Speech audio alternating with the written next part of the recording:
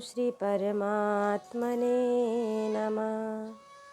श्रीमद्भागवत महापुराण दशमस्कंध अथ पंचसप्ततितमोध्याय। राजसूय यज्ञ की पूर्ति और दुर्योधन का अपमान। राजा परीक्षित ने पूछा कि अजात शस्त्रुस्तं दृष्ट्वा राजसूय महोदयम् सर्वे मुमुदिरे ब्राह्मण नृदेवाये समागता। भगवान अजात शत्रु धर्मराज युधिष्ठिर के राजसूय महायज्ञ यज्ञोत्सव को देखकर जितने मनुष्य नरपति ऋषि मुनि और देवता आदि आए थे वे सब आनंदित हुए, परंतु दुर्योधन को बड़ा दुख बड़ी पीड़ा हुई। यह बात मैंने आपके मुख से सुनी है। भगवान आप कृपा करके इसका कारण बतलाइए। तब श्री सुखदेव जी महाराज ने कहा, पितामहस्य ते यज्ञे राजसूये महात्मना बांधवा परिचर्यायं तस्यासन प्रेम बंधनः। परीक्षित, तुम्हारे दादा युधिष्ठिर बड़े महात्मा थे। उनके प्रेम बंधन से बंधकर सभी बंधु बांधवों ने राजसूय यज्ञ में विभिन्न सेवा कार्य स्वीकार किया था। भीमसेन भोजनालय की देखरेख करते थे, दुर्योधन कोषाध्यक्ष थे, सहदेव अभ्यागतों का स्वागत सत्कार में नियुक्त थे और नकुल विविध प्रकार की सामग्री एकत्र करने का काम देखते थे।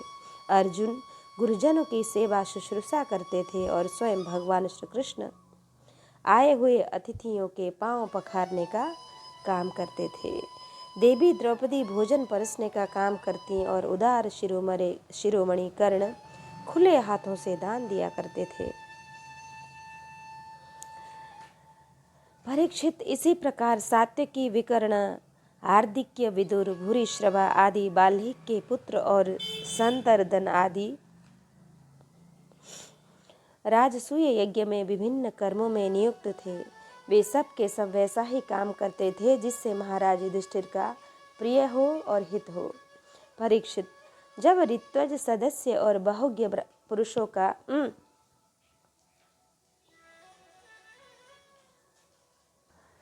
तथा अपने इष्ट मित्र एवं बंधु बांधवों का सुमधुर वाणी विविध प्रकार की पूजा सामग्री और दक्षिणा आदि से भलीभांति सत्कार हो चुका तथा शिशुपाल भक्त वत्सल भगवान के चरणों में समा गया, तब धर्मराज युधिष्ठिर गंगा जी में अज्ञात स्नान करने गए।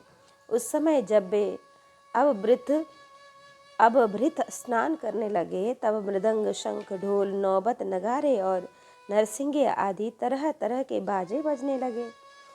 नर्तकियां आनंद से झूम झूम कर नाचने लगी, झुंड के झुंड गबैये गाने लगे और वीणा बांसुरी तथा झांझ मंजीरे बजने लगे।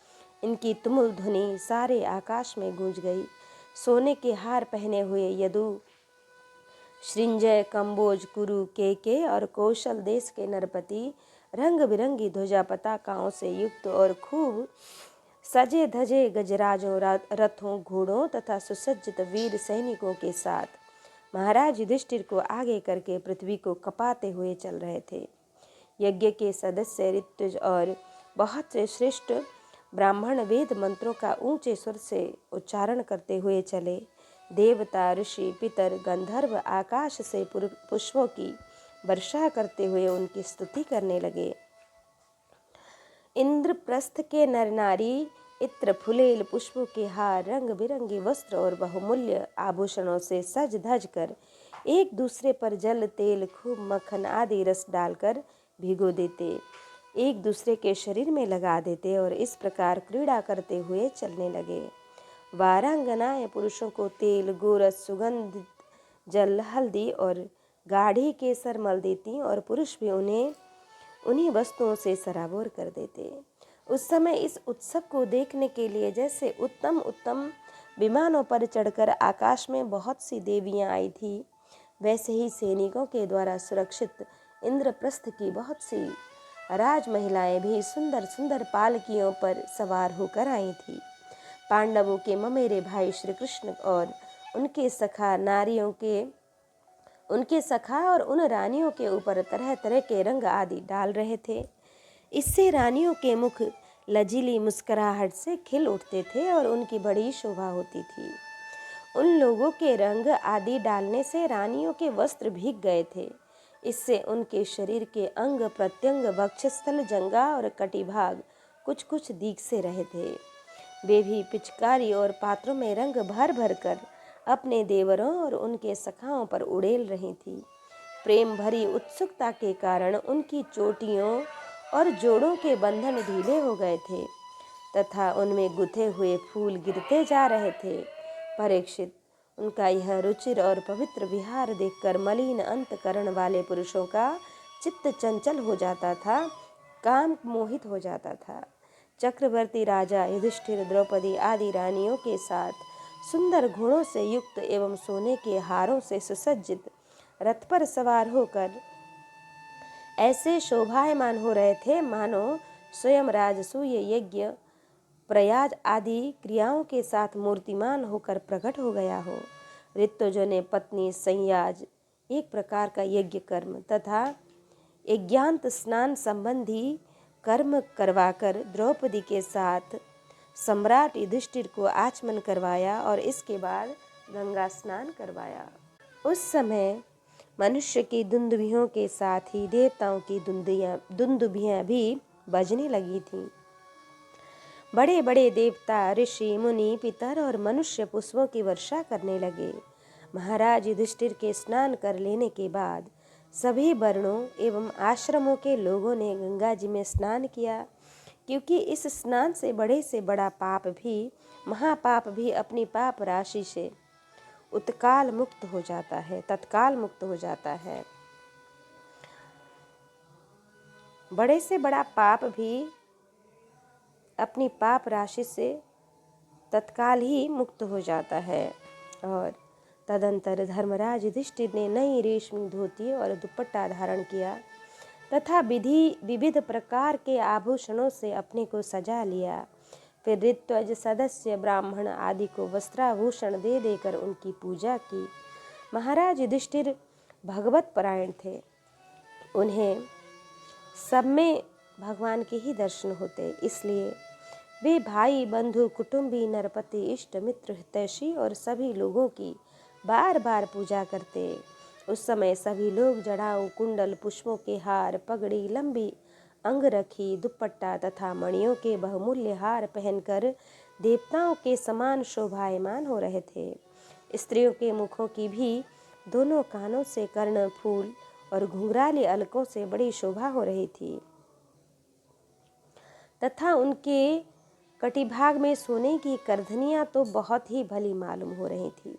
परीक्षित, राजसूय यज्ञ में जितने लोग आए थे, परम शीलवान, ऋतज, ब्रह्मवादी, सदस्य, ब्राह्मण, क्षत्रिय, वैश्य, शूद्र, राजा, देवता, ऋषि, मुनि, पितर तथा अन्य प्राणी और अपने अनुयायियों के साथ लोकपाल, इन सब की पूजा महाराज युधिष्ठिर ने की।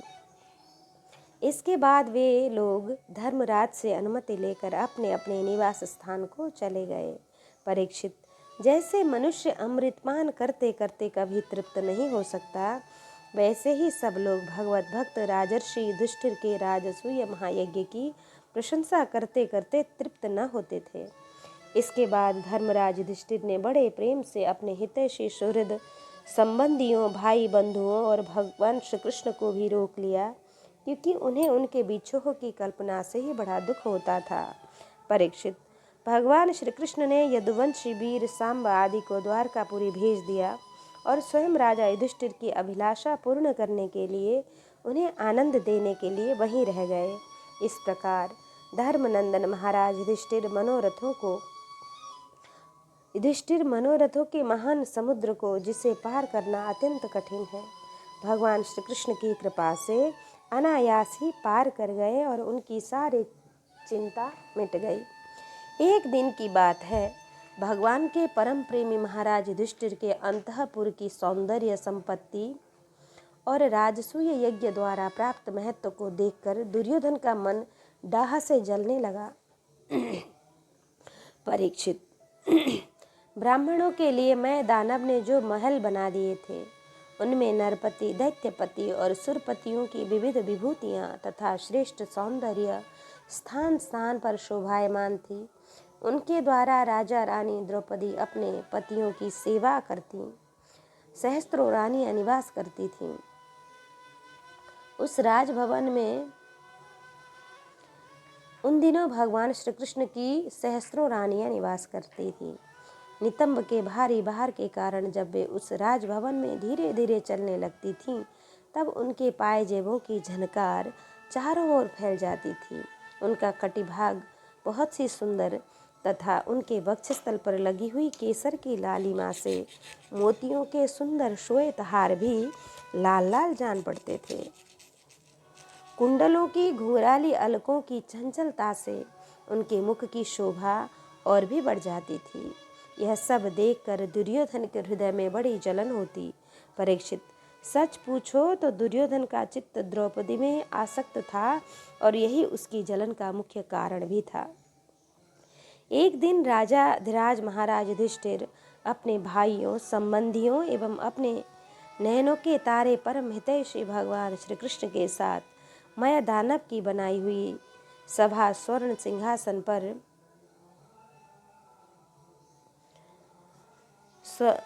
मैं दानव की बनाई हुई सभा में स्वर्ण सिंहासन पर देवराज इंद्र के समान विराजमान थे। उनके भोग सामग्री, उनकी राज्य लक्ष्मी ब्रह्मा जी के ऐश्वर्य के समान थी। बंदीजन उनकी स्तुति कर रहे थे। उसी समय अभिमानी दुर्योधन अपने दुशासन आदि भाइयों के साथ वहां आया। उसके सिर पर मुकुट, गले में माला और हाथ में तलवार थी। परीक्षित, वह क्रोधवश द्वारपालों और सेवकों को झिड़क रहा था। उस सभा में मैं दानव ने ऐसी माया फैला रखी थी कि दुर्योधन ने उससे मोहित हो स्थल को जल समझकर अपने वस्त्र समेट लिए और जल को स्थल समझकर उसमें गिर पड़ा और उसको गिरते देख भीमसेन, राजरानियां तथा दूसरे नरपति हंसने लगे। यद्यपि युधिष्ठिर उन्हें ऐसा करने से रोक रहे थे, परंतु प्यारे परीक्षित, इन्हें इशारों से श्री कृष्ण का अनुमोदन प्राप्त हो चुका था। इससे दुर्योधन लज्जित हो गया। उसका रोम रोम क्रोध से जलने लगा। अब वह अपना मुंह लटकाकर चुपचाप सभा भवन से निकलकर हस्तिनापुर चला गया। इस घटना को देखकर सत्पुरुषों में हाहाकार मच गया और धर्मराज युधिष्ठिर का मन भी कुछ खिन्न सा हो गया। परीक्षित, यह सब होने पर भी भगवान श्री कृष्ण चुप ही थे। इनकी इच्छा थी कि किसी प्रकार पृथ्वी का भार उतर जाए, और सच पूछो तो उन्हीं की दृष्टि से दुर्योधन को भ्रम हुआ था। परीक्षित, तुमने मुझसे यह पूछा था कि उस महान राजसूय यज्ञ में दुर्योधन को डाह क्यों हुआ, जलन क्यों हुई, सो वह सब मैंने तुम्हें बतला दिया।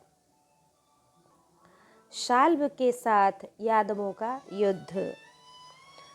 सुखदेव जी महाराज कहते हैं, श्री सुखदेव जी महाराज कहते हैं, अथान्यदपि कृष्णस्य शृणु कर्माद्भुतं नृप, क्रीडा नरशरीरस्य यथा सौभपतिर्हतः। परीक्षित, अब मनुष्य की सी लीला करने वाले भगवान श्री कृष्ण एक और भी अद्भुत चरित्र सुनो। उनका एक और भी अद्भुत चरित्र सुनो। इसमें यह बताया जाएगा कि भौम नामक विमान का अधिपति शाल्व किस प्रकार भगवान के हाथ से मारा गया। शाल्व शिशुपाल का सखा था और रुक्मणी के विवाह के अवसर पर बारात में शिशुपाल की ओर से आया हुआ था। उस समय यदुवंशियों ने युद्ध में जरासंध आदि के साथ साथ शाल्व को भी जीत लिया था।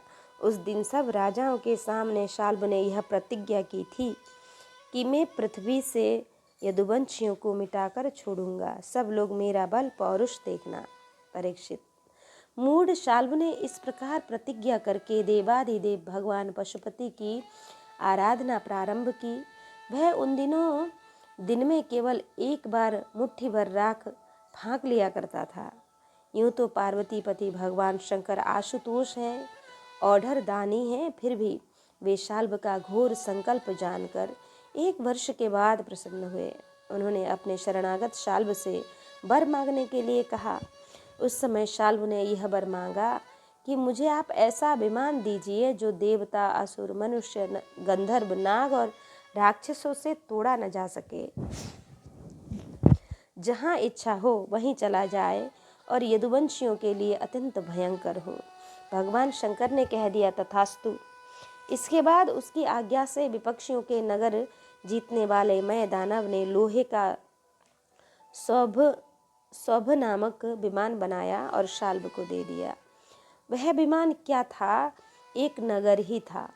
वह इतना अंधकार में था कि उसे देखना या पकड़ना अत्यंत कठिन था। चलाने वाला उसे जहाँ ले जाना चाहता वहीं पर वह उसकी इच्छा करते ही चला जाया करता था। शाल्व ने वह विमान प्राप्त करके द्वारका पर चढ़ाई कर दी, क्योंकि वह वृष्णिवंशी यादवों द्वारा किए हुए वैर को सदा स्मरण रखता था। परीक्षित, शाल्व ने अपनी बड़ी सेना से द्वारका को चारों ओर से घेर लिया और फिर उसके फल मूल से लदे हुए उपवन और उद्यानों को उजाड़ने और नगर द्वारों, फाटकों, राजमहलों, अटारियों, दीवारों और नागरिकों के मनोविनोद के स्थानों को नष्ट भ्रष्ट करने लगा। उस श्रेष्ठ विमान से शस्त्रों की झड़ी लग गई। बड़ी बड़ी चट्टानें, वृक्ष, वज्र, सर्प और ओले बरसने लगे। बड़े जोर का बवंडर उठ खड़ा हुआ। चारों ओर धूल ही धूल छा गया। परीक्षित, प्राचीन काल में जैसे त्रिपुरासुर ने सारी पृथ्वी को पीड़ित कर रखा था, वैसे ही शाल्व के विमान ने द्वारकापुरी को अत्यंत ही पीड़ित कर दिया। वहाँ के नर नारियों को कहीं एक क्षण के लिए भी शांति न मिलती थी। परम यशस्वी वीर भगवान प्रद्युम्न ने देखा कि हमारी प्रजा को बड़ा कष्ट हो रहा है। तब उन्होंने रथ पर सवार होकर सबको ढाढ़स बंधाया और कहा कि डरो मत। उनके पीछे पीछे सात्यकी, चारुदेष्ण, सांब भाइयों के साथ अक्रूर, कृतवर्मा, भानुविंद, गद, शुक, शारण आदि बहुत से वीर बड़े बड़े धनुष धारण करके निकले। वे सब के सब महारथी थे। सब ने कवच पहन रखे थे और सबकी रक्षा के लिए बहुत से रथ, हाथी, घोड़े तथा पैदल सेना साथ साथ चल रही थी।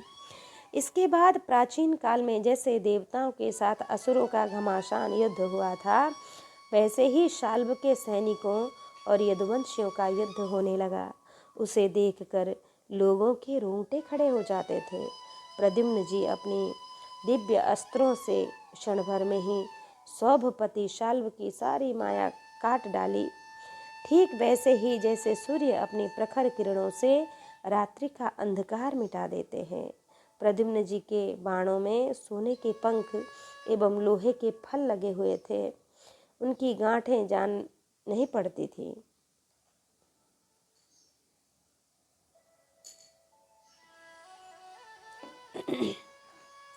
उन्होंने ऐसे ही 25 बाणों से शाल्व के सेनापति को घायल कर दिया। परम मनस्वी प्रद्युम्न जी ने सेनापति के सैनिकों को एक एक और सारथियों को 10-10 तथा वाहनों को 3-3 बाणों से घायल कर दिया। महामना प्रद्युम्न जी के इस अद्भुत और महान कर्म को देखकर अपने एवं पराये सभी सैनिक उनकी प्रशंसा करने लगे। परीक्षित, मैं दानव का बनाया हुआ शाल्व का वह विमान अत्यंत महामय था, अत्यंत मायामय था, माया से भरा हुआ था। वह इतना विचित्र था कि कभी अनेक रूपों में दिखता तो कभी एक रूप में, कभी दिखता तो कभी न भी दिखता। यदुवंशियों को इस बात का पता ही न चलता कि वह इस समय कहाँ है। वह कभी पृथ्वी पर आ जाता तो कभी आकाश में उड़ने लगता, कभी पहाड़ की चोटी पर चढ़ जाता तो कभी जल में तैरने लगता। वह अलात चक्र के समान मानो कोई दुमुही लुकारियों की बनेठी भांज रहा हो घूमता रहता था, एक क्षण के लिए भी कहीं ठहरता न था। शाल्व अपने विमान और सैनिकों के साथ जहाँ जहाँ दिखाई पड़ता वहीं वहीं यदुवंशी सेनापति बाणों की झड़ी लगा देते थे। उनके बाण सूर्य और अग्नि के समान जलते हुए तथा विषैले सांप की और अग्नि के समान जलते हुए तथा असह्य सांप की विष के समान होते थे। उनसे शाल्वका नगरकार विमान और सेना उससे शाल्वका नगराकार विमान, जो नगर के आकार का था, नगराकार विमान और सेना अत्यंत पीड़ित हो गई थी। यहाँ तक कि यदुवंशियों के बाणों से शाल्व स्वयं मूर्छित हो गया। परीक्षित, शाल्व के सेनापतियों ने भी यदुवंशियों पर खूब शस्त्रों की वर्षा कर रखी थी। इससे वे अत्यंत पीड़ित थे, परंतु उन्होंने अपना अपना मोर्चा छोड़ा नहीं। वे सोचते थे कि मरेंगे तो परलोक बनेगा और जीतेंगे तो विजय की प्राप्ति होगी। परीक्षित, शाल्व के मंत्री का नाम था द्युमान, जिसे पहले प्रद्युम्न ने 25 बाण मारे थे। वह बहुत बली था। उसने झपट कर प्रद्युम्न जी पर अपनी फौलादी गदा से बड़े जोर से प्रहार किया और मार लिया कहकर गरजने लगा। परीक्षित, गदा की चोट से शत्रु दमन प्रद्युम्न जी का वक्षस्थल फट सा गया। दारुक का पुत्र उनका रथ हाँक रहा था। वह सारथी के अनुसार उन्हें रणभूमि से हटा ले गया। 2 घड़ी में प्रद्युम्न जी की मूर्छा टूटी। तब उन्होंने सारथियों से कहा, सारथे, तूने यह बहुत बुरा किया। हाय हाय, तुम मुझे रणभूमि में हटा लाया। सूत, हमने ऐसा कभी नहीं सुना कि हमारे वंश का कोई भी वीर कभी रणभूमि छोड़कर अलग हट गया हो। यह कलंक का टीका तो केवल मेरे ही सिर लगा। सचमुच सूत, तू कायर है, नपुंसक है। बतला तो सही, अब मैं अपने ताऊ बलराम जी और पिता श्री कृष्ण के सामने जाकर क्या कहूँगा? अब तो सब लोग यही कहेंगे ना कि मैं युद्ध से भाग गया। उनके पूछने पर मैं अपने अनुरूप क्या उत्तर दे सकूँगा? मेरी भाभियाँ हंसती हुई मुझसे साफ साफ पूछेंगी कि कहो वीर, तुम नपुंसक कैसे हो गए? दूसरों ने युद्ध में तुम्हें नीचा कैसे दिखा दिया? सूत, अवश्य ही तुमने मुझे रणभूमि से भगाकर अक्षम्य अपराध किया है। सारथी ने कहा, आयुष्मान, हे आयुष्मान, मैंने जो कुछ किया है सारथी का धर्म समझकर ही किया है। मेरे समर्थ स्वामी, युद्ध का ऐसा धर्म है कि संकट पड़ने पर सारथी रथी की रक्षा कर ले और रथी सारथी की। इस धर्म को समझते हुए ही मैंने आपको रणभूमि से हटाया है। शत्रु ने आप पर गदा का प्रहार किया था, जिससे आप मूर्छित हो गए थे। बड़े संकट में थे, इससे मुझे ऐसा करना पड़ा। शाल्व का उद्धार। श्री सुखदेव जी महाराज कहते हैं, सतुपस्पृश्य सलिलं दंशितो धृतकारमुकः नयामां द्युमतः पार्श्वं वीरस्येत्याह सारथिम्। परीक्षित, अब प्रद्युम्न जी ने हाथ मुंह धोकर कवच पहन धनुष्मान धारण कर लिया और सारथी से कहा कि मुझे वीर द्युमान के पास फिर से ले चलो। उस समय द्युमान यादव सेना को तहस नहस कर रहा था। प्रद्युम्न जी ने उसके पास पहुंचकर उसे ऐसा करने से रोक दिया और मुस्कुराकर 8 बाण मारे। 4 बाणों से उसके 4 घोड़े और एक एक बाण से सारथी, धनुष, ध्वजा और उसका सिर काट डाला।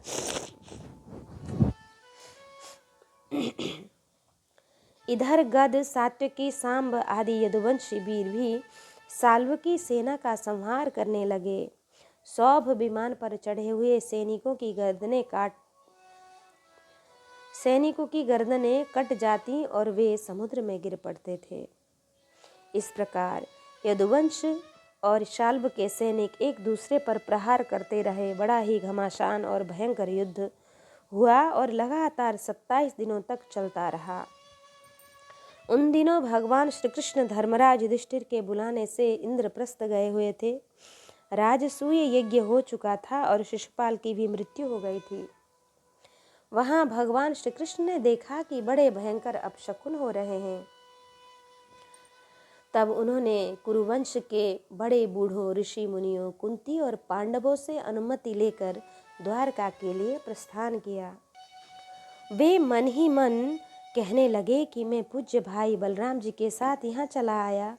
अब शिशुपाल के पक्षपाती क्षत्रिय अवश्य ही द्वारका पर आक्रमण कर रहे होंगे। भगवान श्री कृष्ण ने द्वारका में पहुंचकर देखा कि सचमुच यादवों पर बड़ी विपत्ति आई है। तब उन्होंने बलराम जी को नगर की रक्षा के लिए नियुक्त कर दिया और सौभपति शाल्व को देखकर अपने सारथी दारुक से कहा, दारुक, तुम शीघ्र से शीघ्र मेरा रथ शाल्व के पास ले चलो। देखो, यह शाल्व बड़ा मायावी है, तो भी तुम तनिक भी भय न करना। भगवान की ऐसी आज्ञा पाकर दारुक रथ पर चढ़ गया और उसे शाल्व की ओर ले चला। भगवान के रथ की ध्वजा गरुड़ चिन्ह से चिन्हित थी। उसे देखकर यदुवंशियों तथा शाल्व की सेना के लोगों ने युद्ध भूमि में प्रवेश करते ही भगवान को पहचान लिया। परीक्षित, जब अब तक शाल्व की सारी सेना प्रायः नष्ट ही हो चुकी थी, भगवान श्री कृष्ण को देखते ही उसने उनके सारथी पर एक बहुत बड़ी शक्ति चलाई। वह शक्ति बड़ा भयंकर शब्द करती हुई आकाश में बड़े वेग से चल रही थी और बहुत बड़े लूक के समान जान पड़ती थी। उसके प्रकाश से दिशाएं चमक उठी थीं। उसे सारथी की ओर आते देख भगवान श्री कृष्ण ने अपने बाणों से उसके सैकड़ों टुकड़े कर दिए। इसके बाद उन्होंने शाल्व को 16 बाण मारे और उसके विमान को भी, जो आकाश में घूम रहा था, असंख्य बाणों से चलनी कर दिया, ठीक वैसे ही जैसे सूर्य अपनी किरणों से आकाश को भर देता है। शाल्व ने भगवान श्री कृष्ण की बाईं भुजा में, जिसमें शार्ग धनुष शोभायमान था, बाण मारा। इससे शार्ग धनुष भगवान के हाथ से छूटकर गिर पड़ा। यह एक अद्भुत घटना घट गई। जो लोग आकाश या पृथ्वी से यह युद्ध देख रहे थे, वे बड़े जोर से हाय हाय पुकार उठे। तब शाल्व ने गरज कर भगवान श्री कृष्ण से यूं कहा, रे मूढ़, तूने हम लोगों के देखते देखते हमारे भाई और सखा शिशुपाल की पत्नी को हर लिया तथा भरी सभा में, जबकि हमारा मित्र शिशुपाल असावधान था, तूने उसे मार डाला। मैं जानता हूँ कि तू अपने को अजय मानता है। यदि मेरे सामने ठहर गया तो मैं आज तुझे अपने तीखे बाणों से वहाँ पहुँचा दूंगा जहाँ से फिर कोई लौट कर नहीं आता। तब भगवान श्री कृष्ण ने कहा, वृथा त्वं कथते मंद न पश्यति किंतकम्। वृथा त्वं कथते मंद न पश्यन्ति केन्तकम्। पौरुषं दर्शयन्ति स्म सुरा न बहुभाषिणी। रे मंद, तू वृथा ही बहक रहा है। तुझे पता नहीं कि तेरे सिर पर मौत सवार है। शूरवीर व्यर्थ की बकवाद नहीं करते, वे अपनी वीरता ही दिखलाया करते हैं। इस प्रकार कहकर भगवान श्री कृष्ण ने क्रोधित हो अपनी अत्यंत वेगवती और भयंकर गदा से शाल्व के जत्रुस्थान हसली पर प्रहार किया। इससे वह खून उगलता हुआ कांपने लगा। इधर जब गदा भगवान के पास लौट आई तब शाल्व अंतर्ध्यान हो गया। उसके बाद तो 2 घड़ी बीतते बीतते एक मनुष्य ने भगवान के पास पहुंचकर उनको सिर झुकाकर प्रणाम किया और वह रोता हुआ बोला, मुझे आपकी माता देवकी जी ने भेजा है। उन्होंने कहा कि अपने पिता के प्रति अत्यंत प्रेम रखने वाले महाबाहु श्री कृष्ण, शाल्व तुम्हारे पिता को उसी प्रकार बांध कर ले गया है जैसे कोई कसाई पशु को बांध कर ले जाए। यह अप्रिय समाचार सुनकर भगवान श्री कृष्ण मनुष्य के से बन गए। उनके मुंह पर कुछ उदासी छा गई। वे साधारण पुरुष के समान अत्यंत करुणा और स्नेह से कहने लगे, अहो, मेरे भाई बलराम जी को तो देवता अथवा असुर कोई भी जीत नहीं सकता। वे सदा सर्वदा सावधान रहते हैं। शाल्व का बल पौरुष तो अत्यंत अल्प है, फिर भी इसने उन्हें कैसे जीत लिया और कैसे मेरे पिताजी को बांध कर ले गया। सचमुच प्रारब्ध बहुत बलवान है। भगवान श्री कृष्ण इस प्रकार कह ही रहे थे कि शाल्ब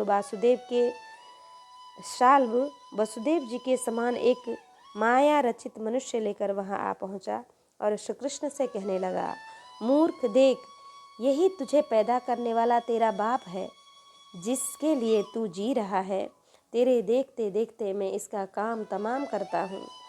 कुछ बल पौरुष हो तो इसे बचा ले। मायावी शाल्ब ने इस प्रकार भगवान को फटकार कर माया रचित वसुदेव का सिर तलवार से काट लिया और उसे लेकर अपने आकाशस्थ विमान पर जा बैठा। परीक्षित, भगवान श्री कृष्ण स्वयं सिद्ध ज्ञान स्वरूप और महानुभाव हैं। वे यह घटना देख कर 2 घड़ी के लिए अपने स्वजन वसुदेव जी के प्रति अत्यंत प्रेम होने के कारण साधारण पुरुषों के समान शोक में डूब गए, परंतु फिर वे जान गए कि यह तो शाल्ब की फैलाई हुई आसुरी माया ही है, जो उसे मैं दानव ने बतलाई थी। भगवान श्री कृष्ण ने युद्ध भूमि में सचेत होकर देखा कि न वहाँ दूत है और न पिता का वह शरीर, जैसे स्वप्न में एक दृश्य दिख कर लुप्त हो गया हो। उधर देखा तो शाल्ब विमान पर चढ़कर आकाश में विचर रहा है। तब वे उसका वध करने के लिए उद्यत हो गए। प्रिय परीक्षित, इस प्रकार की बात पूर्वापर का विचार न करने वाले कोई ऋषि कहते हैं।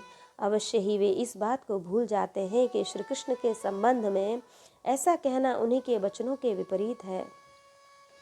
कहाँ अज्ञानियों में रहने वाले शोक, मोह, स्नेह और भय तथा कहाँ वे परिपूर्ण भगवान श्री कृष्ण, जिनका ज्ञान, विज्ञान, ऐश्वर्य अखंडित है, एक रस है। भला उनमें वैसे भावों की संभावना ही कहाँ है। बड़े बड़े ऋषि मुनि भगवान श्री कृष्ण के चरण कमलों की सेवा करके आत्मविद्या का भलीभांति संपादन करते हैं और उसके द्वारा शरीर आदि में आत्मबुद्धि रूप अनादि अज्ञान को मिटा डालते हैं तथा आत्म संबंधी अनंत ऐश्वर्य प्राप्त करते हैं। उन संतों के परम गति स्वरूप भगवान श्री कृष्ण में भला मोह कैसे हो सकता है। अब शाल्ब भगवान श्री कृष्ण पर बड़े उत्साह और वेग से शस्त्रों की वर्षा करने लगा। अमोघ शक्ति भगवान श्री कृष्ण ने भी अपने बाणों से शाल्ब को घायल कर दिया और उससे कवच, धनुष तथा सिर की मणि को छिन्न भिन्न कर दिया। साथ ही गदा की चोट से उसके विमानों को भी जर्जर कर दिया। परीक्षित, भगवान श्री कृष्ण के हाथों से चलाई हुई गदा से वह विमान चूर चूर होकर समुद्र में गिर पड़ा।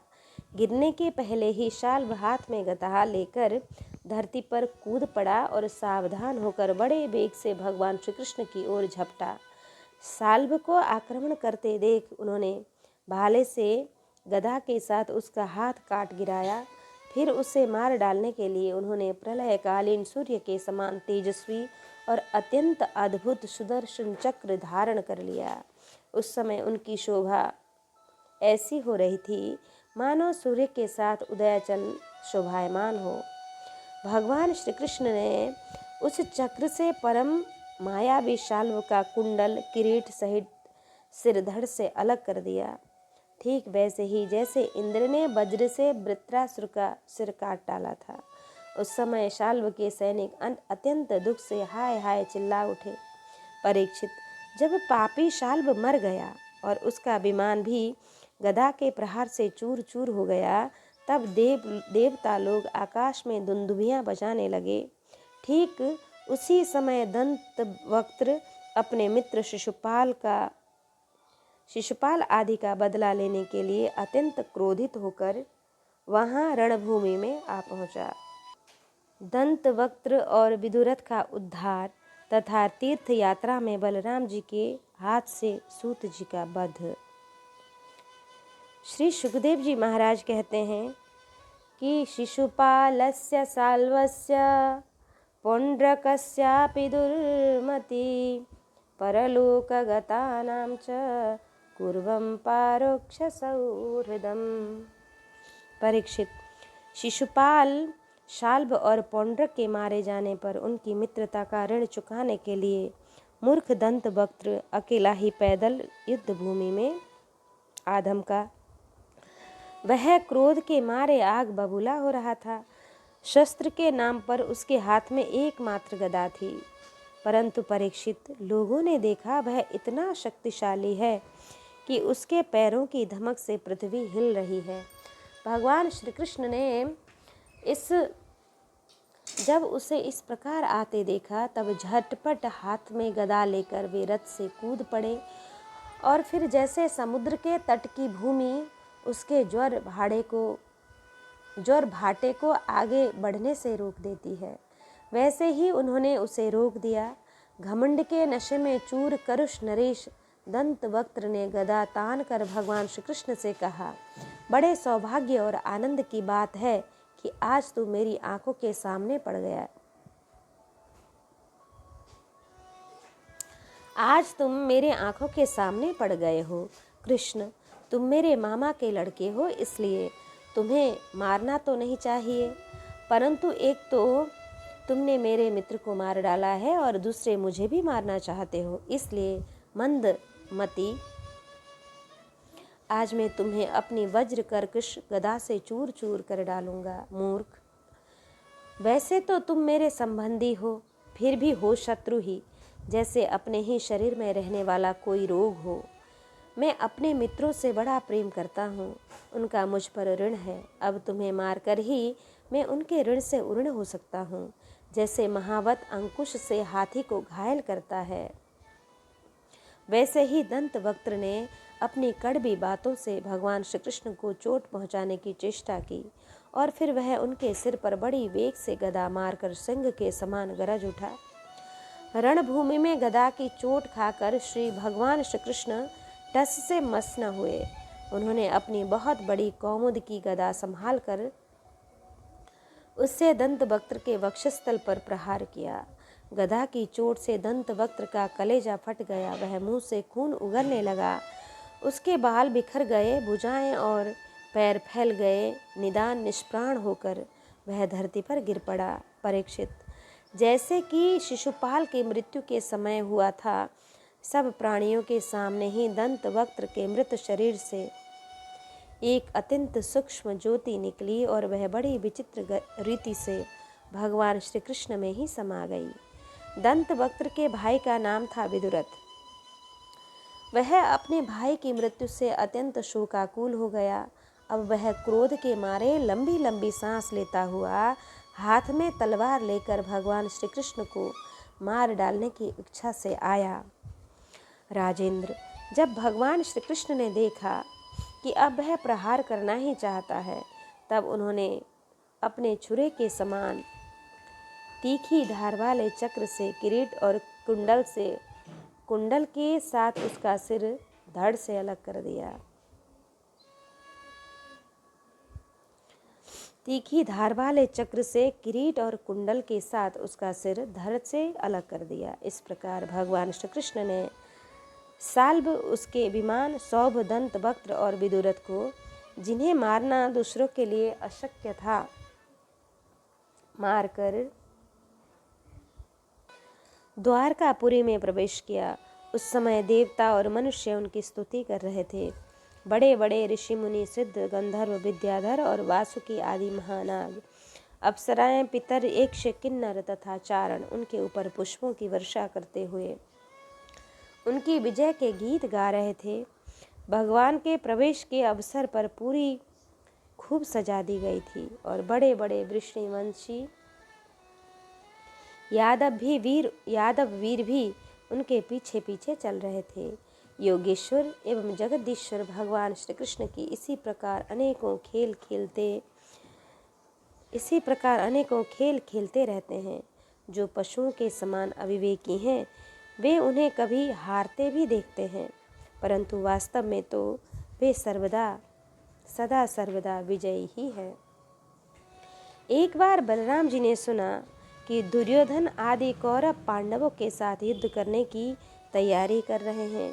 वे मध्यस्थ थे, उन्हें किसी का पक्ष लेकर लड़ना पसंद नहीं था, इसलिए वे तीर्थों में स्नान करने के लिए करने के बहाने से द्वारका से चले गए। वहाँ से चलकर उन्होंने प्रभास क्षेत्र में स्नान किया और तर्पण तथा ब्राह्मण भोजन के द्वारा देवता, ऋषि, पितर और मनुष्य को तृप्त किया। इसके बाद वे कुछ ब्राह्मणों के साथ जिधर से सरस्वती नदी आ रही थी उधर ही चल पड़े।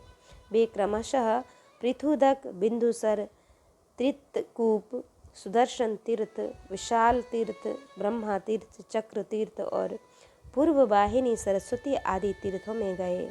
परीक्षित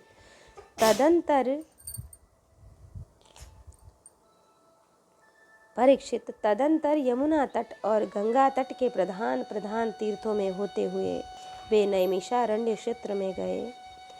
उन दिनों नैमिषारण्य क्षेत्र में बड़े बड़े ऋषि सत्संग रूप महान सत्र कर रहे थे।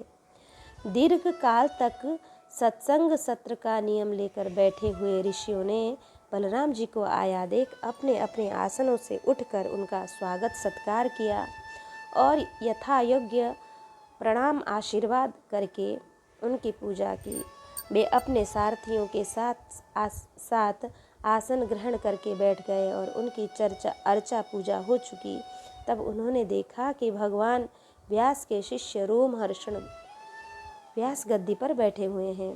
बलराम जी ने देखा कि रोमहर्षण जी सूत जाति में उत्पन्न होने पर भी उन श्रेष्ठ ब्राह्मणों से ऊंचे आसन पर बैठे हुए हैं और उनके आने पर तो उनका स्वागत करते हैं और न हाथ जोड़कर प्रणाम ही करते हैं। इस पर बलराम जी को क्रोध आ गया।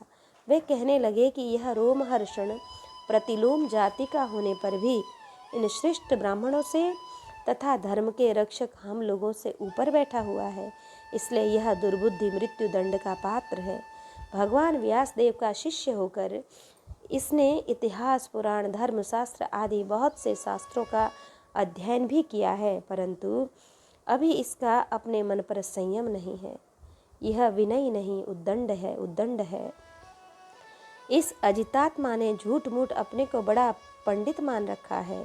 जैसे नट की सारी चेष्टाएं अभिनय मात्र होती हैं, वैसे ही इसका सारा अध्ययन स्वांग के लिए है। इससे न इसका लाभ है न और किसी का। जो लोग धर्म का चिन्ह धारण करते हैं परंतु धर्म का पालन नहीं करते, वे अधिक पापी हैं और वे मेरे लिए वध के योग्य हैं इस जगत में। इसलिए मैंने अवतार धारण किया है।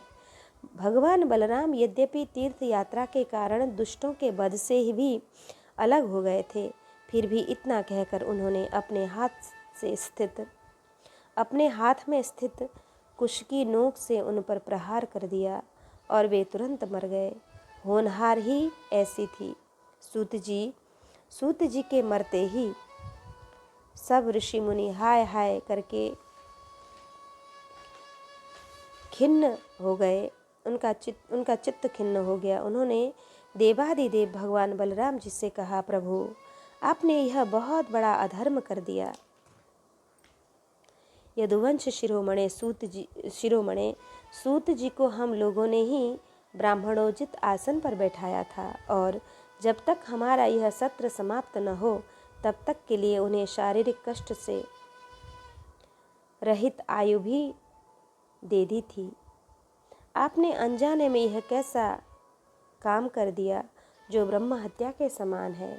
हम लोग यह मानते हैं कि आप योगेश्वर हैं, वेद भी आप पर शासन नहीं कर सकता। फिर भी आपसे यह प्रार्थना है कि आपका अवतार लोगों को पवित्र करने के लिए हुआ है। यदि आप किसी की प्रेरणा के बिना स्वयं अपनी इच्छा से ही इस ब्रह्म हत्या का प्रायश्चित कर लेंगे तो इससे लोगों को बहुत शिक्षा मिलेगी। तब भगवान बलराम जी ने कहा कि करिष्ये वध निर्वेशम लोकानुग्रह काम्यया नियमः प्रथमे कल्पे यावन् सतु विधीयताम्। मैं लोगों को शिक्षा देने के लिए, लोगों पर अनुग्रह करने के लिए इस ब्रह्म हत्या का प्रायश्चित अवश्य करूँगा। अतः इसके लिए प्रथम श्रेणी का जो प्रायश्चित हो आप लोग उसका विधान कीजिए।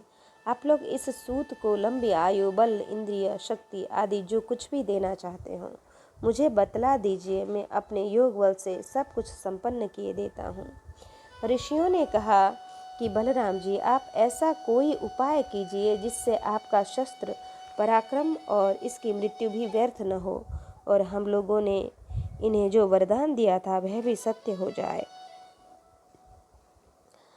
भगवान बलराम जी ने कहा, ऋषियों, वेदों का ऐसा कहना है कि आत्मा ही पुत्र के रूप में उत्पन्न होता है, इसलिए रोमहर्षण के स्थान पर उनका पुत्र आप लोगों को पुराणों की कथा सुनाएगा। उसे मैं अपनी शक्ति से दीर्घायु, इंद्रिय शक्ति और बल दिए देता हूँ। ऋषियों, इसके अतिरिक्त आप लोग और जो कुछ भी चाहते हो मुझसे कहिए, मैं आप लोगों की इच्छा पूर्ण करूँगा। अनजाने में मुझसे जो अपराध हो गया है उसका प्रायश्चित भी आप लोग सोच विचार कर बतलाइए, क्योंकि आप लोग इस विषय के विद्वान हैं। तब ऋषियों ने कहा कि बलराम जी, इलबल का पुत्र बलबल नामक यह भयंकर दानव है।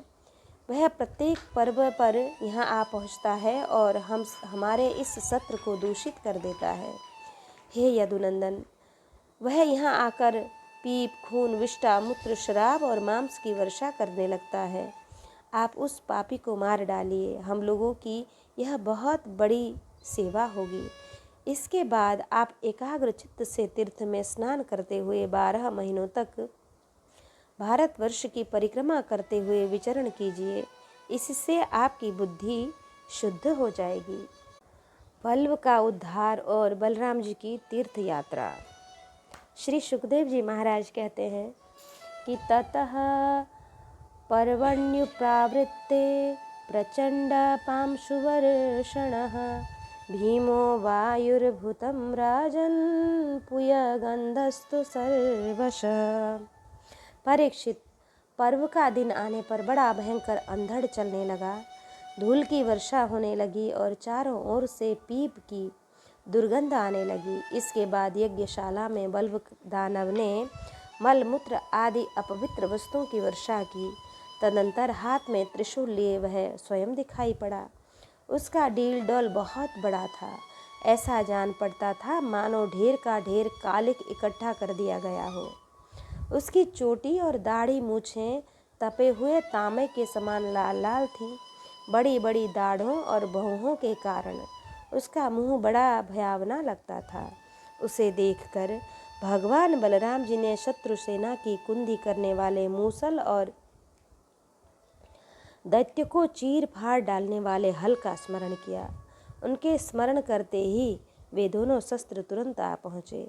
बलराम जी आकाश में विचरने वाले बलबल दैत्य को अपने हल के आगे अगले भाग से खींचकर उस ब्रह्माद्रोही के सिर पर बड़े क्रोध से एक मूसल कसकर जमाया, जिससे उसका ललाट फट गया और वह खून उगलता हुआ तथा आर्त स्वर से चिल्ला उठा धरती पर गिर पड़ा, ठीक वैसे ही जैसे वज्र की चोट खाकर गेरू आदि से लाल हुआ कोई पहाड़ गिर पड़ा हो। इस प्रकार नैमिषारण्यवासी भगवान महाभाग्यवान मुनियों ने बलराम जी की स्तुति की, उन्हें कभी न व्यर्थ होने वाले आशीर्वाद दिए और जैसे देवता लोग देवराज इंद्र का अभिषेक करते हैं वैसे ही उनका अभिषेक किया। इसके बाद ऋषियों ने बलराम जी को दिव्य वस्त्र और दिव्य आभूषण दिए तथा एक ऐसी वैजंती माला भी दी जो सौंदर्य का आश्रय एवं कभी न मुरझाने वाले कमलों के पुष्पों से बनी थी। तदंतर नैमिषारण्यवासी ऋषियों से विदा होकर उनके आज्ञा अनुसार बलराम जी ब्राह्मणों के साथ कौशिकी नदी के तट पर आए। वहाँ स्नान करके वे उस सरोवर पर गए जहाँ से सरयू नदी निकलती है। वहाँ से सरयू के किनारे किनारे चलने लगे, फिर उसे छोड़कर प्रयाग आए और वहाँ स्नान तथा देवता, ऋषि एवं पितरों का तर्पण करके वहाँ से पुलहाश्रम गए। वहाँ से गंडकी, गोमती तथा विपाशा नदियों में स्नान करके वे सोन नद के तट पर गए और वहाँ स्नान किया। उसके बाद गया में जाकर पितरों का वसुदेव जी के आज्ञा अनुसार पूजन यजन किया। फिर गंगा सागर संगम पर गए। वहाँ भी स्नान आदि तीर्थ कृत्यों से निवृत्त होकर महेंद्र पर्वत पर गए। वहाँ परशुराम जी का दर्शन और अभिवादन किया। तदंतर सप्त गोदावरी, वेणा, पंपा और भीमरथी आदि में स्नान करते हुए स्वामी कार्तिकेय का दर्शन करने गए तथा वहाँ से महादेव जी के निवास स्थान श्रीशैल पर पहुँचे। इसके बाद भगवान बलराम ने द्रविड़ देश के परम पुण्यमय स्थान वेंकटाचल बालाजी का दर्शन किया और वहाँ से वे विष्णुकामची होते हुए तथा श्रेष्ठ नदी कावेरी में स्नान करते हुए पुण्यमय श्रीरंग क्षेत्र में पहुँचे। श्रीरंग क्षेत्र में भगवान विष्णु सदा विराजमान रहते हैं। वहाँ से उन्होंने विष्णु भगवान के क्षेत्र ऋषभ पर्वत, दक्षिण मथुरा तथा बड़े बड़े महापापों को नष्ट करने वाले सेतुबंध की यात्रा की। वहाँ बलराम जी ने ब्राह्मणों को 10,000 गौएं दान की। फिर वहाँ से कृतमाला और ताम्रपर्णी नदी में स्नान करते हुए वे मलय पर्वत पर गए। वह पर्वत 7 कुवल पर्वतों में से एक है। वहाँ पर विराजमान अगस्त्य मुनि को उन्होंने नमस्कार किया और अभिवादन किया। अगस्त्य जी से आशीर्वाद और अनुमति प्राप्त करके भगवान बलराम जी ने दक्षिण समुद्र की यात्रा की। वहाँ उन्होंने दुर्गा देवी का कन्याकुमारी के रूप में दर्शन किया। इसके बाद वे फाल्गुन तीर्थ अनंत शयन क्षेत्र में गए और वहाँ के सर्वश्रेष्ठ पंचाप्स तीर्थ में स्नान किया। उस तीर्थ में सर्वदा भगवान विष्णु का सानिध्य रहता है। वहाँ बलराम जी ने 10,000 गौएं दान की। अब भगवान बलराम वहाँ से चलकर केरल और त्रिगर्त देशों में होकर भगवान शंकर के क्षेत्र गोकर्ण तीर्थ में आए। वहाँ सदा सर्वदा भगवान शंकर विराजमान रहते हैं। वहाँ से जल से घिरे द्वीपों में निवास करने वाली आर्य देवी का दर्शन करने गए और फिर उस द्वीप से चलकर शूरपारक क्षेत्र की यात्रा की।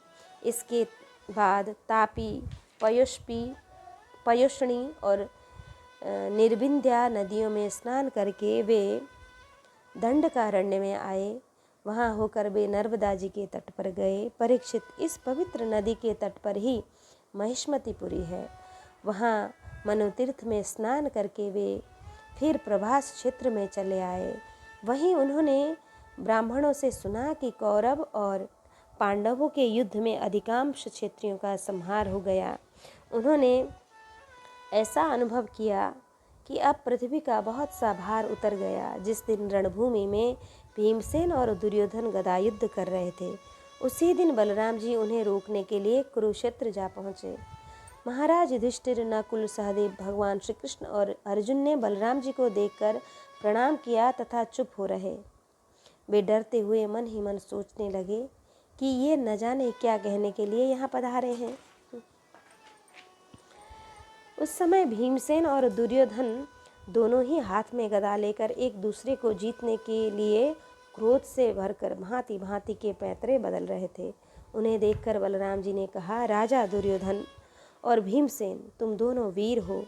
तुम दोनों में बल पौरुष भी समान है। मैं ऐसा समझता हूँ कि भीमसेन में बल अधिक है और दुर्योधन में गदा युद्ध में शिक्षा अधिक पाई है।